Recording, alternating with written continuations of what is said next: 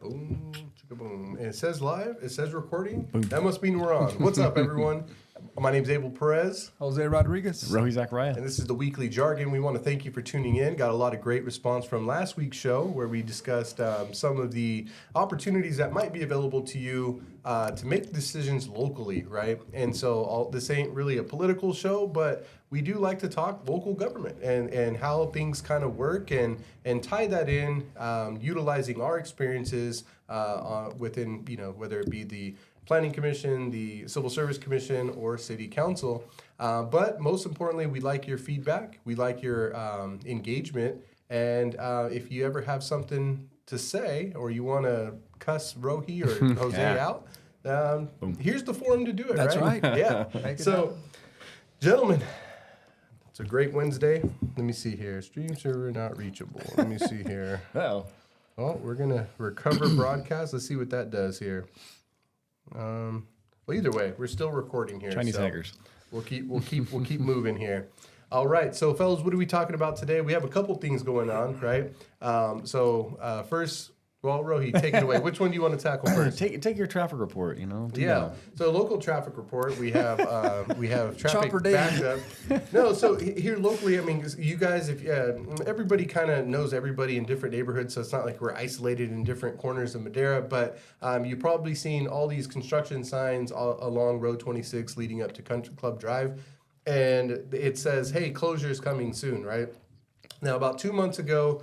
It said in April they were supposed to close down, and it said this is going to occur to the end of December, December of 2025, right? Well, now that closure occurred today, and it's going to go all the way until 2026. And the closure I'm talking about is the very end between the Water District and what would be the old Amtrak station, right? And so that's essentially blocking or preventing anybody from getting to the accessing Country Club from Road 26. So now we have this second vein. There's only two veins that go into to Club Drive, and so now you have the entire Country Club area going through Road 27, and it's causing some major issues. My brother-in-law, reported this morning, took a picture and said, "Man, traffic between 26 and 27 is almost like all the way backed up, and so there's just bumper to bumper waiting for everybody to go through."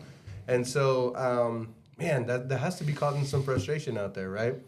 So, especially for our golfers. No, yeah, for sure. And I think one of the reasons, the reason why is because of the high-speed rail construction that's taking place. The segment that's taking place there alongside the Santa Fe line there. And again, that's going to be quite a bit of time. That's almost a year, if not more, for them to continue or finish that segment. And we've seen that the high-speed rail alongside that same alignment with the Santa Fe all the way to Fresno, at least from what we get to see, is that there's segments that are completed. So now it's trying to connect that, and it's expected again that this could be opening up in the early parts of 2030. So maybe 2031, maybe 2032. Sure. So again, that's been pushed back, but we have seen gradual improvements in the high-speed rail. Many have said this is the train to nowhere, right? But I mean, overall, there has been, again, these segments have been improving gradually. And in this case, it'll be a year before we get that road back open. But yeah, it'll have some effect with traffic, more importantly for those that travel northbound. Yeah. And those that want to come into town, they have to take Road 27 or other means. I don't know if another route that's there, but certainly. Yeah, the only alternative routes from there are long routes. You can go back up north on 26 from Club Drive, and then maybe loop around where like Pilot gas station is. But that's some time, So it's certainly going to be a life adjustment for all of those residents in that area. And Jose, who's frequent to the country club out there, what's your new route? Well, I'm gonna have to go down northbound on 17, make a right on 17, get to 27th, back to Country Club Drive, and make my way up there. And that's how I'll drop off my son when he has his practice, or if I get out there myself. But anyone that lives out in that area is going to be affected. So know that that closure just happened today. Again, you reported that this will happen for about a year. Now, if you have no business out in the north part of Madera, then I don't think that's going to affect you as much. But if you are a resident and or someone that frequently travels out that way, then just be aware that you'll have to detour to get to your destination. We talk about planning and all of the logistics that we saw with In-N-Out. The upcoming conversations in regards to the new gas station on 16. And how safety is always a number one priority. And this is in the county's jurisdiction, obviously, and you would have to imagine that. That there has to be some eyes out there right now, determining, wow, here's the actual effect, right? And so you do have an elementary school out there, and then you do have the high school and middle school, where the residents in that country club area are also frequent there. So public transportation, like your bus systems, probably going to be a good alternative, right? And probably need to get pushed a little bit harder by, like, let's say Desmond and Matilda Torres to get those kids to school on time, and to alleviate that traffic, because there's probably a lot of parents who just go drop off their kids and then come back home. Kind of unnecessary traffic build up there, right? But those are the type of conversations that are happening or have to happen in any type of planning for any type of project, right? And whether you agree with the high-speed rail or not, it's here, and they continue to build. And so now it's, how do you mitigate the damage, right? How do you mitigate the issues? How do you ensure that it's safe, right? One little accident on Road 27, well, not little accident, any type of accident, because it's just, there's no medium between. So any accident could be pretty severe. And if that were to occur, you're literally clogging that whole entire, piece of Madera. And so now you have, first responding issues, right? We're already trying to recover from, not having a hospital here. And now you just, increase that time. And, I don't know if Chowchilla, that would be the escape going north. I don't know if Chowchilla has any facilities, medical facilities that would be able to accommodate. But those are all things that I think are a real concern, right? And although we want to grow and we want to be part of, let's get the high-speed rail stopping in Madera, and I think that's what got a lot of people excited. And and I think ultimately, if the valley continues to shape and head in the direction that it intends to, I think these are part of that growing pains that might be necessary, right? So we'll all remember the 2 years where it was hell trying to get to the golf course, and our family members out in country club. I mean, my question: do you think you're going to see anybody deciding just to move out of the area? The housing market going to open up over there, since it's kind of isolated, not really anywhere to go. Not very high speed anyways right now, right? Yeah. But I mean, you look at the Amtrak, for instance, see that's already happening. You have a temporary station there because if you recall, they had that station out on 15 somewhere, was kind of isolated, right. Middle of nowhere. Yeah. So I think, when they brought this here, I think it was on a temporary basis. Now, when it came across that may be moving, obviously, we put up a fight to see if we can keep it there, because we felt that if we can grow that area, we can have economic sprawl around it, especially if you had a proposed high-speed rail stop.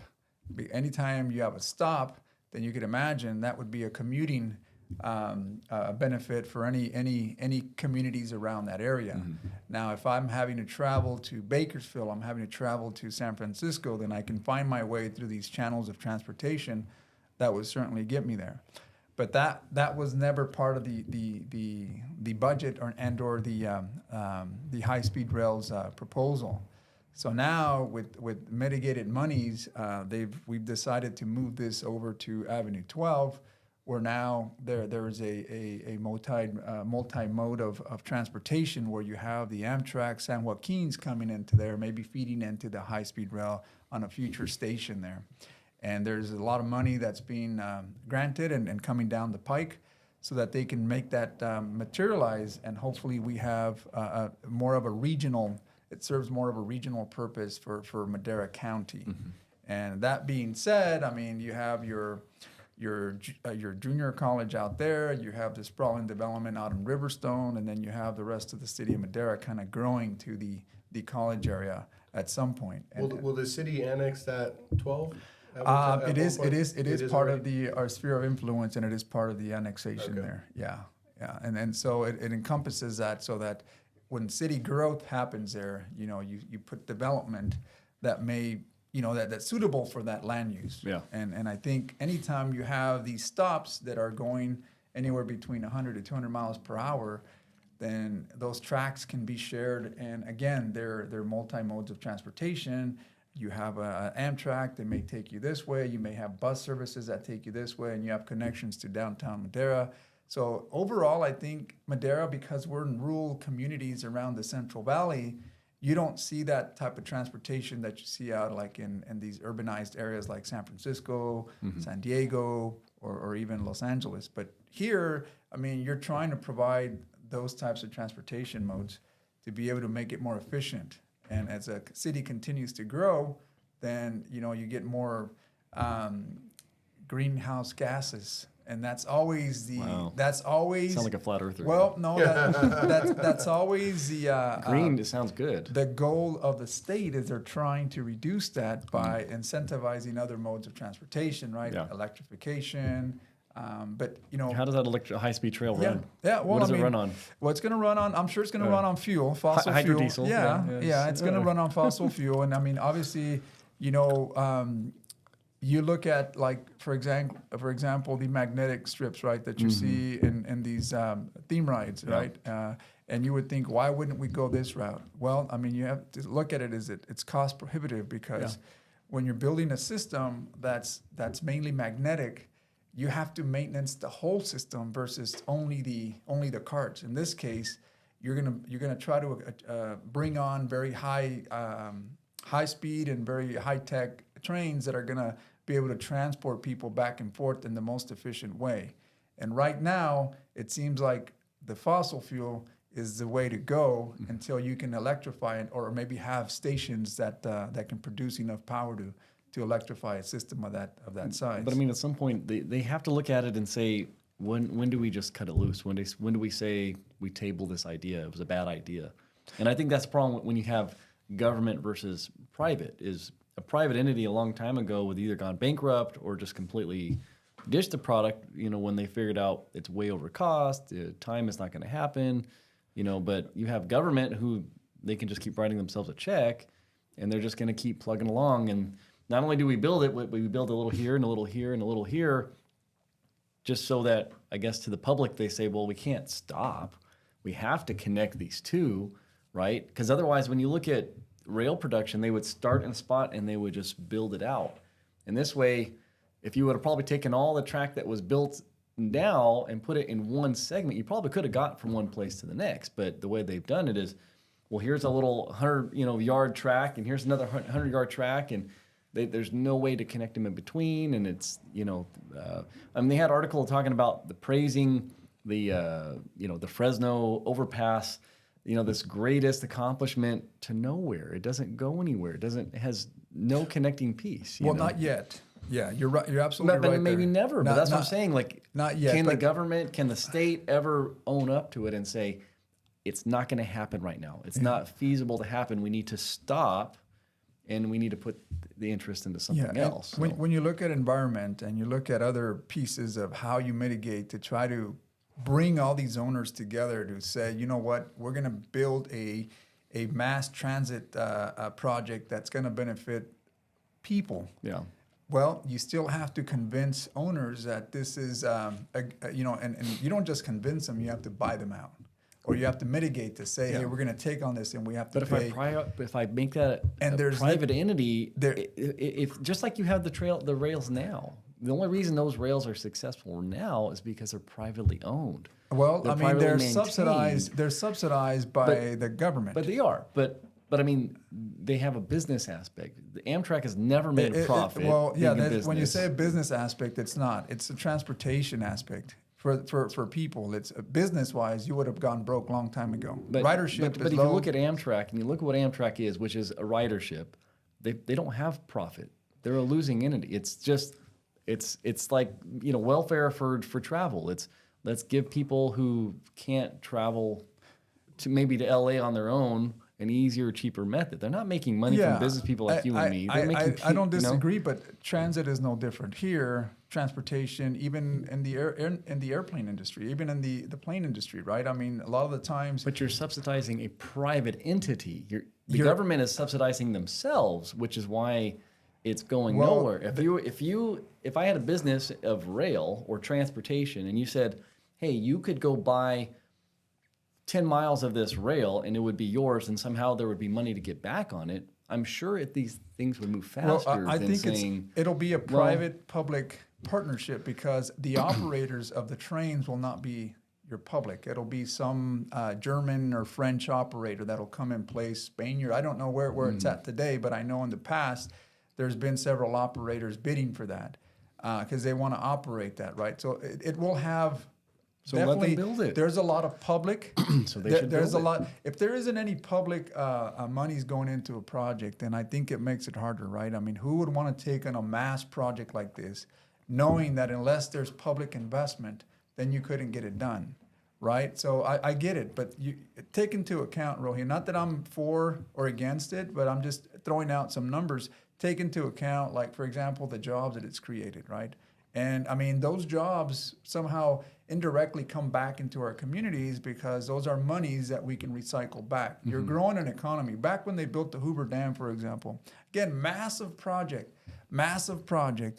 It wasn't really a private, it was the government saying, hey, we're gonna need to create this dam to store water to be able to deliver for what purpose? Whether it be irrigation, whether it be for water use, it'd be potable water, whatever But the case may be. are they making money on that water? Okay, here's what I'm trying to get at is, well, you may say that, but I mean, again, those jobs that were created, there was millions, I'm not sure if billions of dollars were created, again, to be able to, it stimulated an economy, and it stimulated job growth, and it also brought a purpose.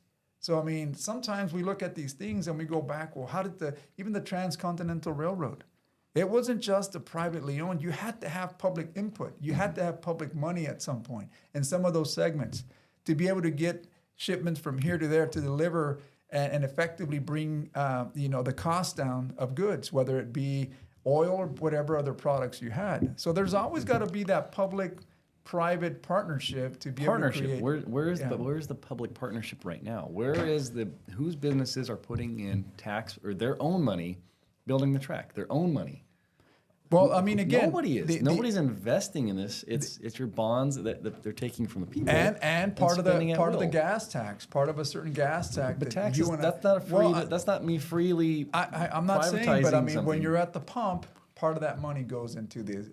It was a climate goal that they wanted to reduce gases, and this is one of the aggressive goals that they have. So again, we can argue whether or not it's going anywhere or not, but obviously other people would argue and say that this is actually a mode of transportation for the benefit of, and it'll be more Who? of The benefit of who? That's the answer is who. Well, I think that Who's that the is- ridership now, and who do you think is magically going to start well, riding this? that ridership, that same ridership you see today, it's through the Amtrak. Who are they? I mean, do you think that There are elitists that are coming from Madeira that. not necessarily, but it could be business people. It could be people that just want to Well, we're find. asking for a stop in Madeira. There Who's is. jumping on this from Well, Madeira? I think that I'm going to interject here, because you guys have been going on for a few minutes here.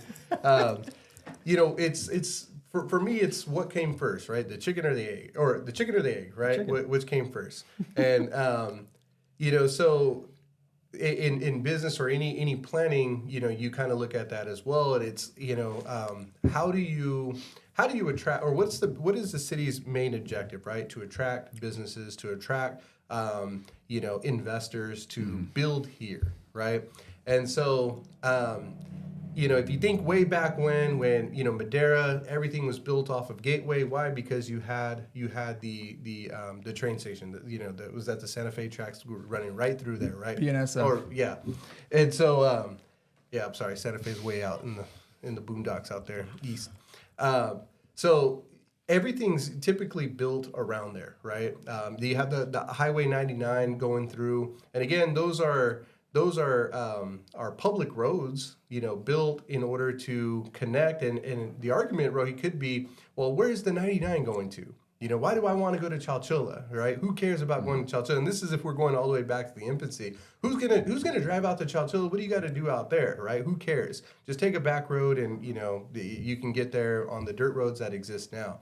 But you create this, and based off of this nice, smooth, well-maintained road, people start to gravitate to the use of it, right? And then businesses start parking themselves off of that 99 because they realize we now have traffic, right?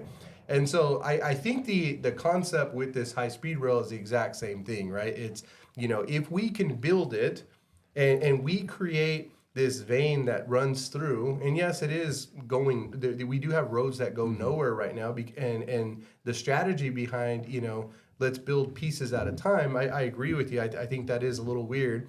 But essentially, if we can connect, Modesto down to Bakersfield, you have all of this precious land, massive amounts of land for considerably cheap compared to where we're seeing in Los Angeles, the Bay Area, where typically they've attracted a lot of the big corporations, right? A lot of the big high-paying jobs.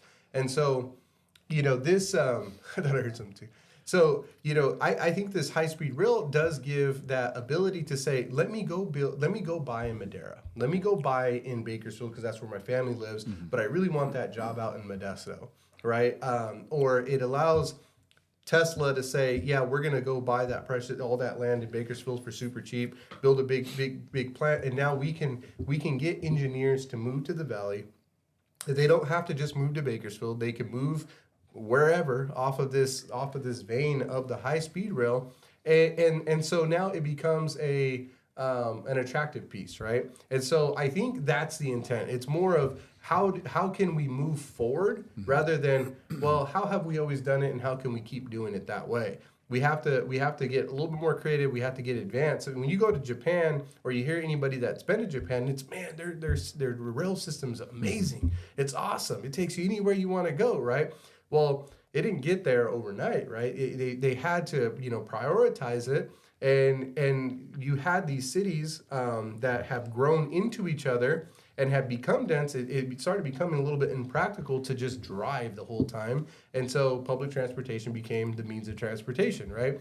So I think it is innovative for the future. And as a city council member or a county supervisor, you do want to fight for that stop in your town in vision or in preparation for what the future holds, right? In 30, 40 years, that might seem like a long time, but it'll be here whether we like it or not, 30, 40 years, and you want our kids to be able to reap the benefits of that stop, right? And how will they do that? The Zachariah Guns and Ammunition, that's now 5 stories big and, #1 in the world. You want people stopping here, right? Or whatever the endeavors that you have, you want people to stop here. You want those tax dollars. You want to attract those large corporations. And most importantly, you want our residents to have access to those high-paying jobs, whether they're in our community or down the road, 40 miles or 100 miles or 200 miles in Bakersfield, right? But I'll argue that point. So we don't have to speculate what this may turn into. We have, for instance, BART. BART's been in existence for a very long time. But I still know people who will drive because they prefer to drive their car to their job. The BART's exactly what you guys are talking about. It's supposed to be this sprawling idea. You hop on it, you travel to, the innards of the city. You don't have to drive, but people still drive, right? And then you say, well, look at all the BART stops. They're not wonderful places. What are they? They're parking lots because all these cars, I'm going to live here, but I have to park my car to take this train. So when everybody speculates it's going to be this sprawling area, no, it's not. It's going to be parking lots. It's going to be parking structures. That's what's going to be there because it's going to have to house all of these cars that you're supposedly speculating are going to take the train. So you can't have people are not going to magically walk from their house. And then maybe that area would, thrive. But at this point, I'm going to take my car. So that's why park it somewhere and take the train. The incentive now is, with electrification, obviously, to get more fossil fuel off Sure. off the roads. Fossils, and, yes. yeah, right. And trying to electrify is to try to reduce the greenhouse gases, right? That's the state's goal. Sure. Now, whether it Because works or electricity not, comes from yeah, whether or fossil not, fuel. yeah. Yeah. And so when you say parking, so imagine if you can provide different modes of transportation, Rahi, where you have a bus stop maybe near your house. But I don't have to imagine. That's what I'm saying. That's what I'm It's saying. already But exactly in it's there. practice, But let me and ask look you what it's something. Why doing. don't you take the bus? Well, there's no bus stop nearby. It's not too far from you. Actually, the bus It's stop not. is alongside. But where am I going to? Grand I still have to park my car. Okay. Okay. Now. Well, no, you're walking to the bus stop from your house because it's right outside. Okay. So that's what I'm saying is like, look, in theory, this is what essentially, if people grab onto the idea that, hey, there's different modes of transportation. If I take this bus, it'll take me straight to the station where I then can take on to wherever destination I have. There is, that's the efficiency that I think needs to be mitigated or needs to be worked on. But I think in theory, that's essentially what you want to do. We've just gravitated since the 1950s because of the creation of the Autobahn or the freeway has allowed us to be able to drive freely.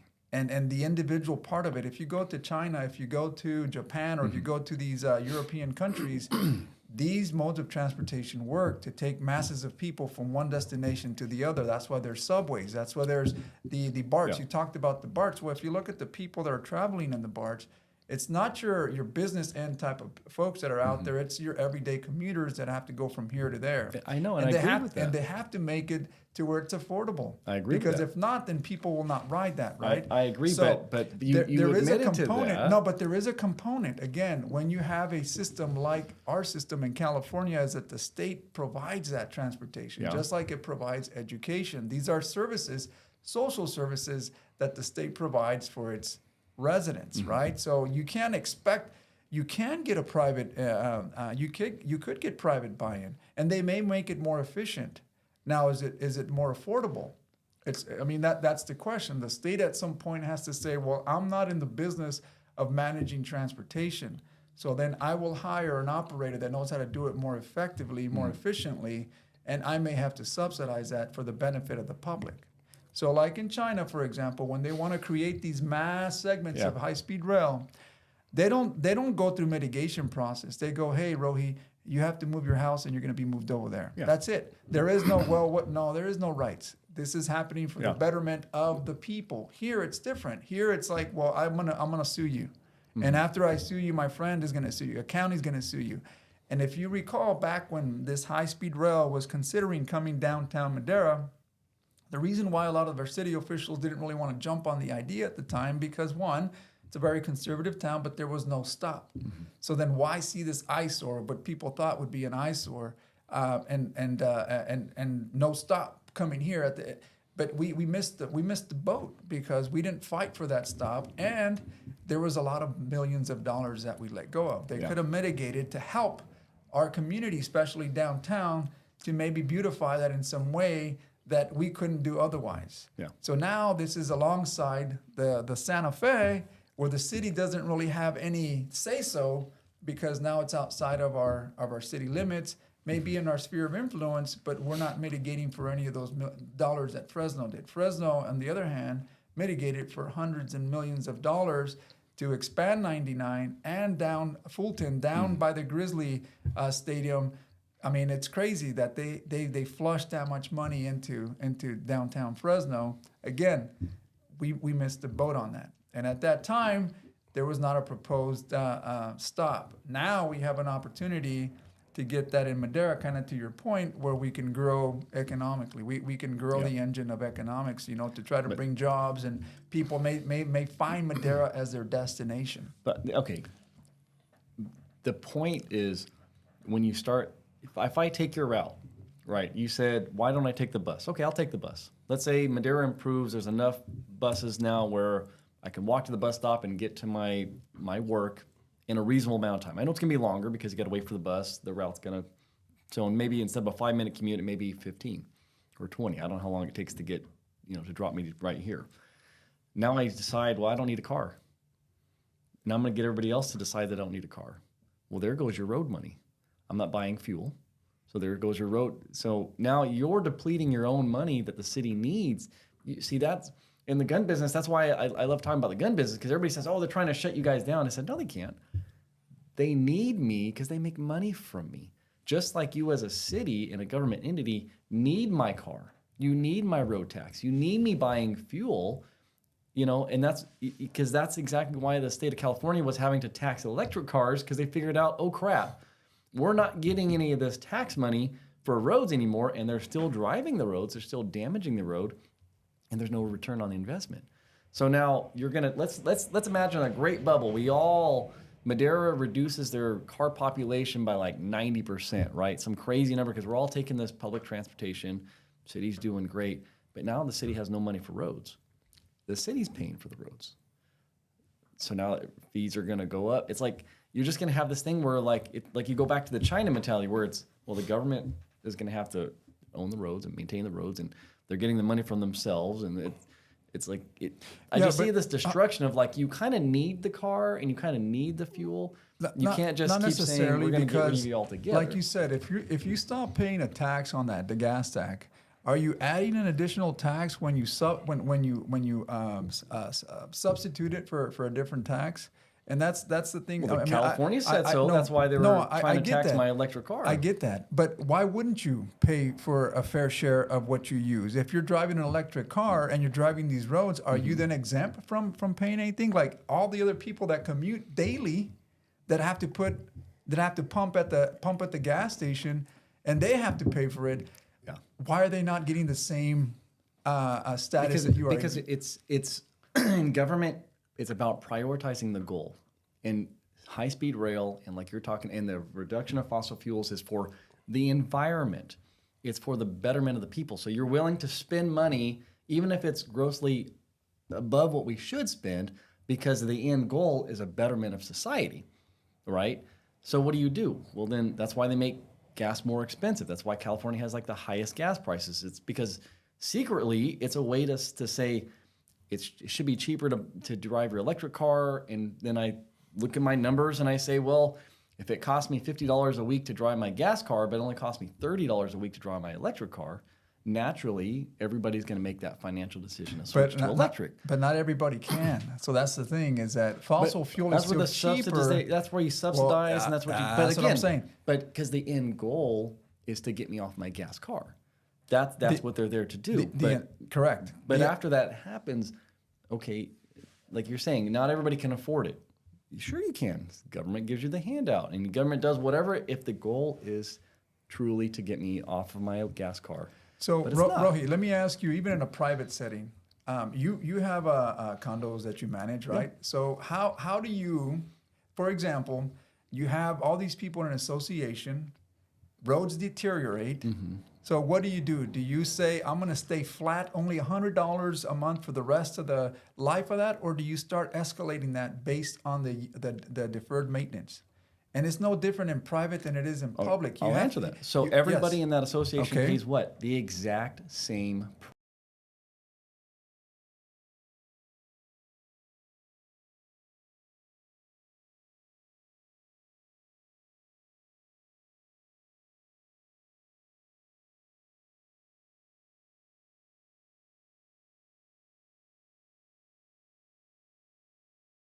Same way, or are you going to increase the price in order to bring that up to par?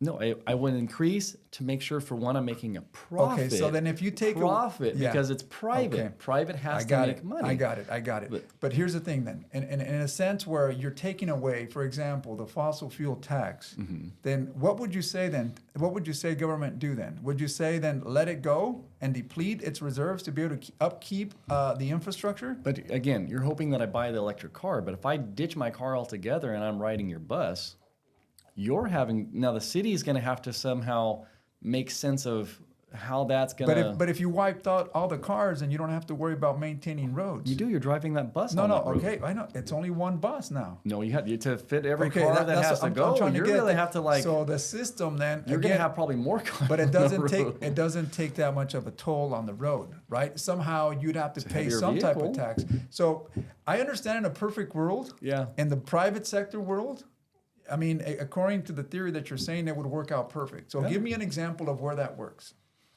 SpaceX. SpaceX. in a shorter period of time for a lot less money. It went to space and is now the leading entity when you had Boeing and Lockheed and these guys who spent billions of dollars and can't get their thing off the ground. That's private. That's what private does best. So, I mean, does that mean So that that's what I'm saying, like, can I if- get to the moon? if you, yeah, there's plenty of private entities that will But how much would it cost me to get to the moon? probably realistically. a lot less. Well, SpaceX is going to do it, and he's going to make money doing it. That's the crazy Okay, thing. so is that not another dream that we can foresee in the next 20, 30 years? What I'm saying is, if Which one will if- come first? If SpaceX didn't think it was profitable, if they couldn't envision it, they wouldn't do it. Just like no one has come up with the idea for high-speed rail as a private entity because it's not profitable. It's practical, There's no and it's, market the use, that says, the use oh, is practical, and you've seen it. See, it's evident that it's been used. It's used in Europe. It's used in Japan. It's used it's in used China. in San Francisco, Yeah, and it sucks. It hasn't. Well, again, the way we address these to mitigate to bring something here, a lot of red tape, and I agree with you. A lot of that stuff has to do with how. But see how the government can incentivize me as a private. yeah. I'm transportation company B, and I want to build a high-speed rail. The government should say, yeah, we do too, and here we'll help you along, and we'll help give you some money, and just prioritize, do it. But they don't. It's like it's their baby. They want it. They want to own it, and then we're going to lose money, and we're going to be over budget and 10 years behind schedule, and that's government. That's what they do best. I don't disagree with that. You know, I think Sorry, Abel. I think what we got here, you know, we take, just like anything in politics, right? We take it to the extreme. We're way over here, Yeah. we're way over here, and I think we got to kind of bring it back to the middle a little bit. And part of the initial conversation is the high speed rail, right?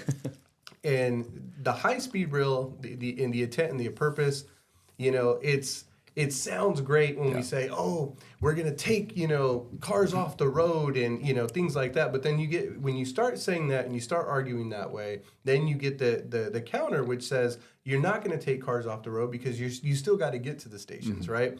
And so now we started kind of getting back into the like local public transportation, which is a whole other animal, a whole other beast, right? In the Central Valley, in California here, we aren't set up for effective public transportation. We're way too widespread, right? I always use the example of I can't go, there's very few places here in town where I can go get entertainment, like watch a movie, have dinner, and have an ice cream in walking distance. I can't. I have to hop in my car. I have to drive, right? Now, if I was taking a bus to each of those stations, I would get home at 5 a.m, right? Because it would just take too long. It wouldn't make sense.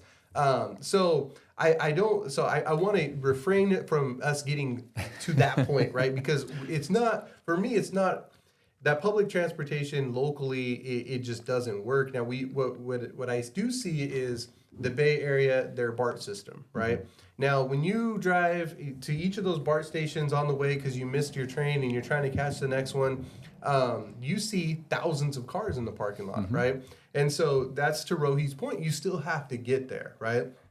But to the point of the effectiveness, you still see cars there. There are still people who are utilizing that transportation. Why? Because it existed and because you had stops, businesses and communities are able to build around those spheres of stops, right? They're able to influences the community. You build it around there. We can get people from that area to this area very quickly, right? And I think that's the main purpose of what we're trying to get here. Avenue 12, I think it's much easier to develop around Avenue 12 than it is Road 26, right? We saw probably about, 20 people lose their homes on 26 because they were either bought out or whatever. Hey, we have to use this land.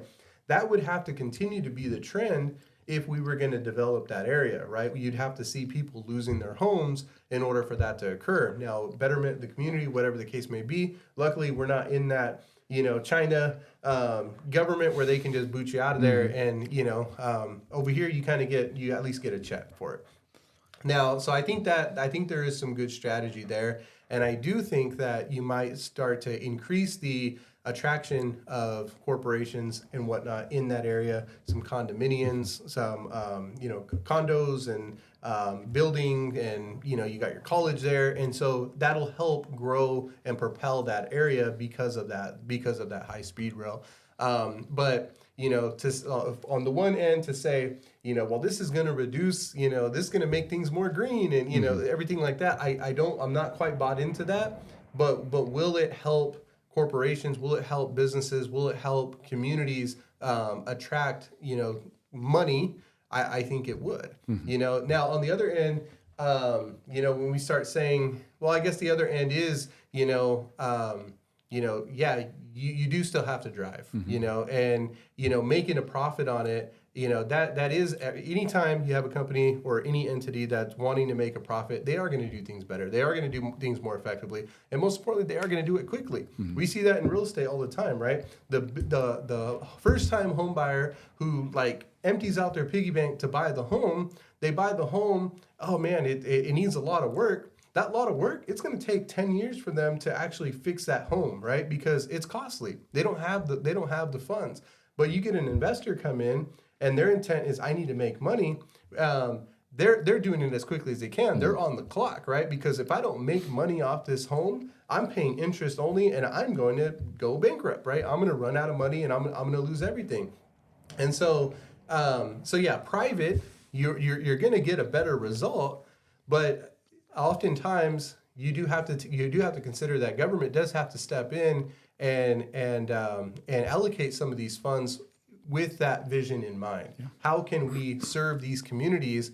How can we create this infrastructure? How can we create opportunities for our residents and ride a bike? Get dropped off. A carpool system over to these train stations. You see it. You do see that working. You do see that becoming a thing. We're just really spoiled, and we hop in our car, we go drop off our kid, 3 miles down the road, we go 2 miles the other way, we go grab a coffee real quick, and we're just all over the place because you kind of have to be. Everything's so spread out, and it would be very impractical to do all of that, which I probably knock all that out in an hour. Well, now with the road closure on 26, it's probably going to take me an hour and a half. But my point being is, it's far more effective for me to drive my car. And that may be the case because, again, all of the Central Valley through the San Joaquin, that is rural areas, right? Yeah. The bigger cities like Fresno, maybe Bakersfield, and I don't know if you'd consider Modesto or Stockton, huge cities that you can connect. But other than that, we are in a way not necessarily spoiled, but the suburban growth has been to grow outside of your main core, which is where, trains used to come through here back in the early 1900s, 1800s, right? This is where things were developed, the core of a city. And if you go to these urbanized cities like San Francisco, Los Angeles, then that's kind of what you see is the sprawl development going outside of that core. And then you have to build some infrastructure or transportation to accommodate that. Because cars in itself, in San Francisco, I don't think I can get around that fast in areas like that. So it's a different type of transportation there than it is here. Two different animals that we're talking about here. Here it's more, we have our downtown, but yet we can live about a mile or two away. You talked about the country club, right? That's an area outside of the city core. People choose to live out there. That's their right to want to go out there. But I also think it's got to do with planning. So when you look at planning and you're trying to develop these cities, at the beginning it's great to have all this land out there. But when you're trying to connect to city services, where the core's at, then that's where the infrastructure becomes costly because you have to maintain it over time. And as more people continue to live outside of that, then obviously transportation then becomes somewhat, I'm having to make these routes, special routes to try to accommodate everybody. But transportation, like you said, it may be a very antique way of doing things now. Now you have the Uber, the Lyft. So then we, as government entities, we have to start adopting those types of transportation services where people want to have a on-demand type of deal. Where Rohi says, you know what, I'm going to wait for that bus. It comes in every half hour. Well, what if I make a call and I get something within 5 minutes? Instead of paying that transportation service or that bus route that goes to nowhere and has nobody there, maybe I can get that money to be subsidized for maybe an independent driver, having a drive, maybe a Tesla, an electric car that can come and pick up Rohi within 5 minutes and take him wherever his destination is. Again, taking more cars out of the road and essentially creating a boom in the type of transportation that we can develop. our area is a little different, just like the rest of the areas in the Central Valley in comparison to these huge urban cities. I was in San Francisco on a tour, and I asked the director, "Do you own a car?" And this is what she said. She said, "I don't own a car because I have to pay for parking.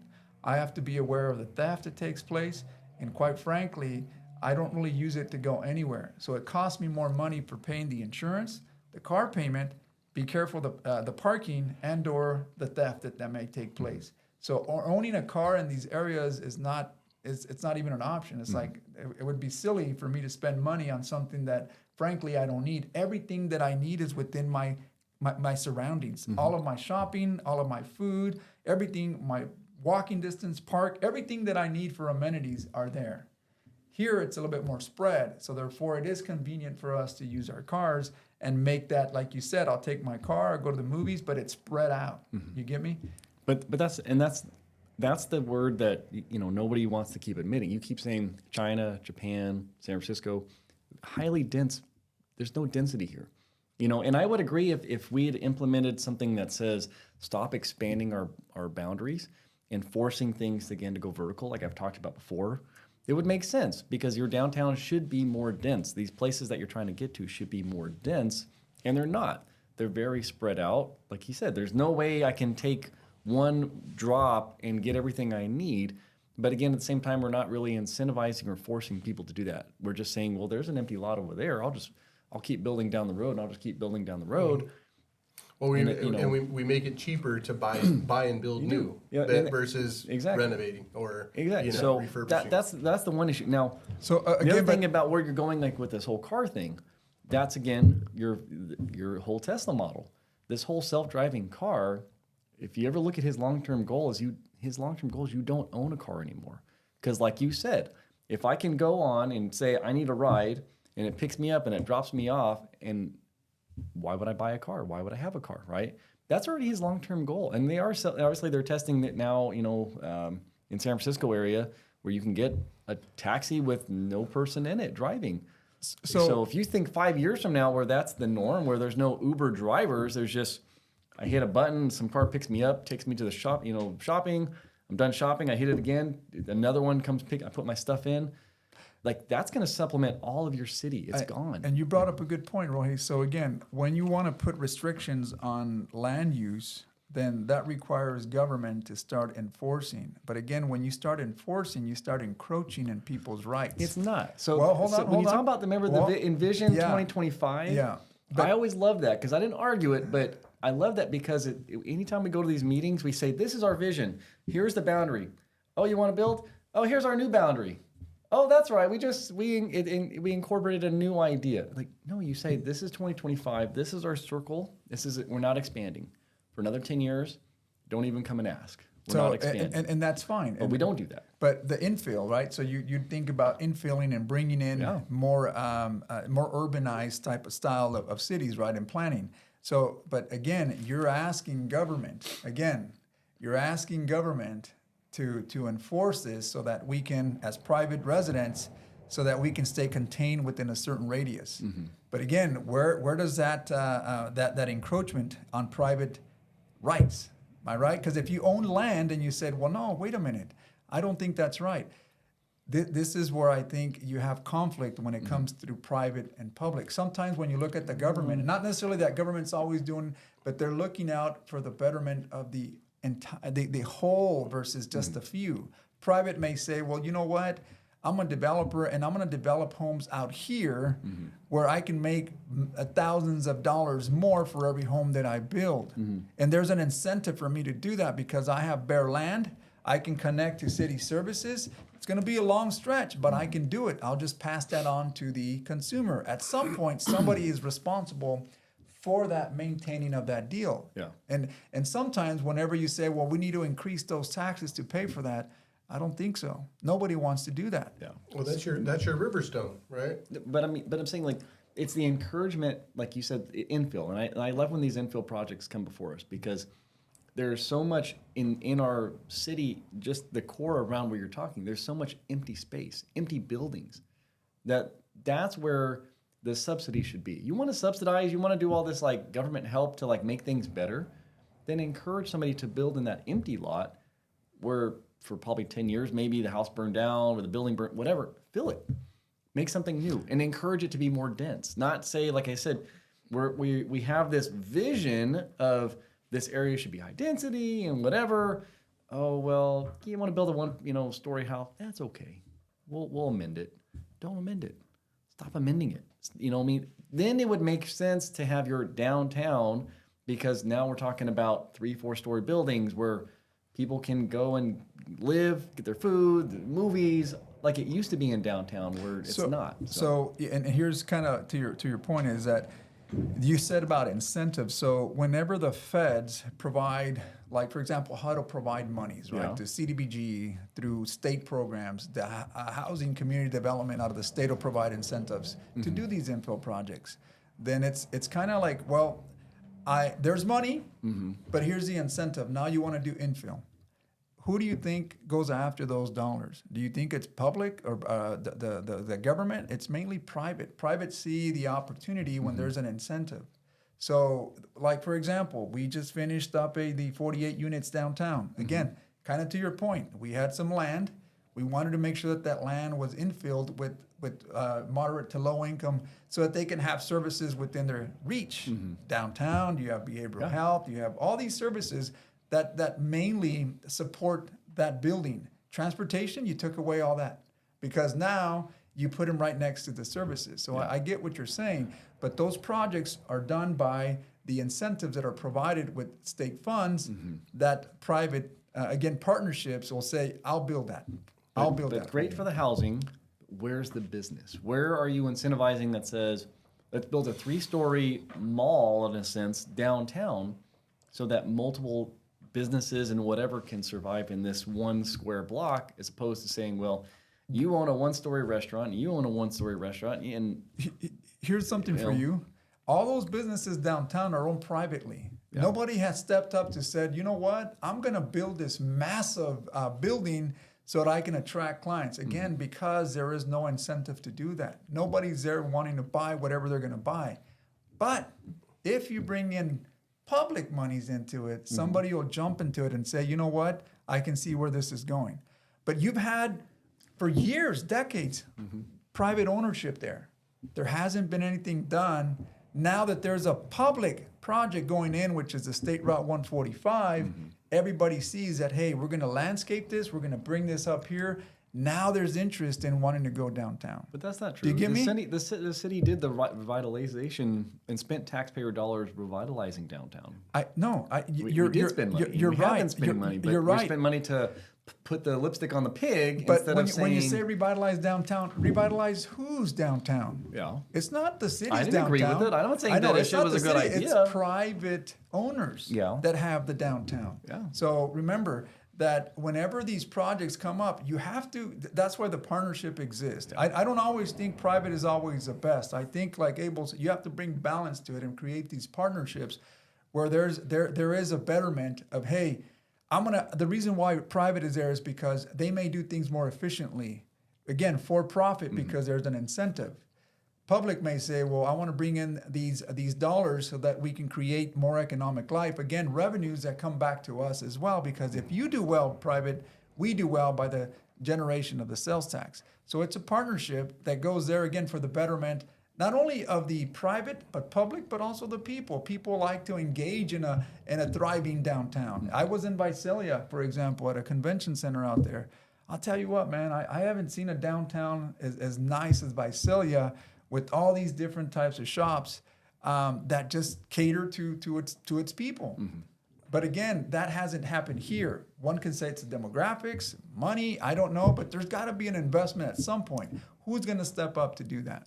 Well, I'm just saying, any business owner who should see what's going in downtown to realize there's going to be a lot of hungry people with the munchies running around Yosemite. There you go. And that's a new one there. Embark just had their grand soft opening last Thursday. I was in attendance. You know, hungry I It gotta does, say, it does seem a little overkill. All those, you know, there's so many, right? Like okay. boom, boom, boom, boom. well, I like- mean, so far, but and they stick out though because they're bigger companies versus all of your little your little privately owned little shops with the rinky dink signs. And then you have these big giant buildings, big old neon lights, and it's like, oh shoot, so they really do pop. again, just an update. We have provided 6 retail license and 2 social equity license. The only one that's open so far is one of 6 on the retail side. And that one's the only one. We have another one across the street, Cannibal, and that should be opening up here shortly as well. The others, I mean, we don't know where they're at. We haven't gotten notices that there's going to be a soft opening. So what point are far- we going to call it the Green District? Well, instead I of- mean, we'll see. I mean, maybe there may be room for just one or maybe 2. But nevertheless, we anticipate that it brings some type of economic life to downtown. Maybe from that, some private interest may say, you know what, now I can build that big tower But of is studios. Is there a bus stop there? There is, and there Right. will be. They're scheduled there. You're on the planning, and if you're not doing that, then I haven't I'm seen it yet. concerned. I So haven't we seen it have to yet. make sure that there's bus stops. I just hate to see those people driving to Not some of those necessarily at locations, the at that particular store, but Yeah. there is downtown, and that's the thing, Rohi, is that to your point, I think we all agree that if we were to plan a city, we would want to plan a city surrounding the core of downtown to be able to provide services. But again, like you said, whenever we have these visions and or general plans, we continue to extend and extend and extend. We approved an annexation of another I 10,000 know, units out there, I and know. that's going to be another city in itself. I know, but my point is, if you look at economics, and again, the city has to be, it's a business. It's density is where the profit is. If you can make that city center as dense as possible, making all the amenities within a walking distance, it's more profitable. But we don't do that. We don't. I mean, we're not doing that. We're just kind of like encouraging people to buy, like he said, the cheapest land possible, which just happens to be way out there with no roads even coming in. You think set the 26 plan. is bad? They've already talked about the problems when that finishes. That there's 2 roads into Madera from that new city essentially, and it's basically Cleveland Avenue here is going to be the thrill for thousands of people. Wasn't really good planning. Well, I hate to throw this back. It's gonna be but- it's gonna be faster for you able to go to the airport from Madero and fly to the ranchos than it is gonna be from driving to Village D into town. Because, and we may have to provide SpaceX to come out here and explore that. Huh? high speed. How you need a high speed rail just to get across town? So, Yeah. anyways, that's my point. Well, I think that was a good show. I appreciate. I mean, I gotta say. that topic was only supposed to be like 15 minutes, and we had another topic loaded up. Give me but something in my have to- coffee from We'll have to Bar- table it. Yeah. No, but yeah, let us know your thoughts out there.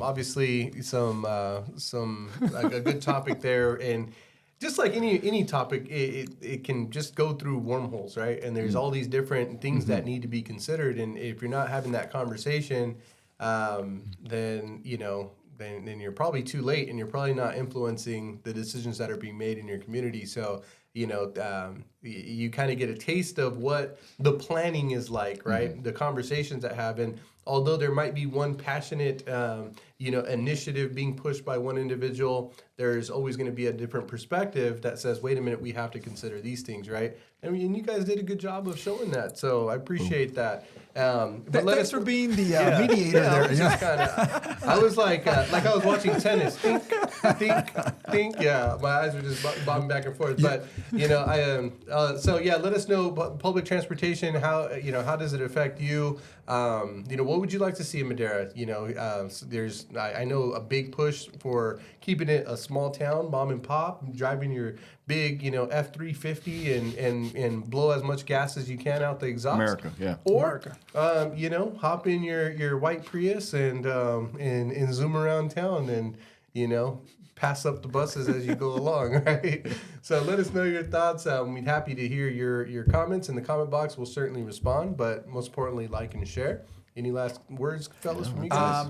The 4th of July event is coming up, so it's very important for us to at least start announcing that early on. Rohi, we put this on with the Greater Madera Kiwanis here in Madera. That'll happen at the Madera District Fair. Again, on 4th of July, if you want to come out, it's a free event. come out and join. If you can just talk about that there, Rohi, kind of like what took place last year and what to expect. Yeah, we had a lot of people. We're going to have a lot more food this time. We're looking for support from the community. We do have a vacation giveaway going on if anybody wants to, get in on that. But Raffle, and we'll get that rolling. So we look forward to seeing you there. And again, drop your comments, like, subscribe, and we're good. Awesome. Great opportunity to see fireworks, right above you. So be sure to pencil that into your calendars. All right.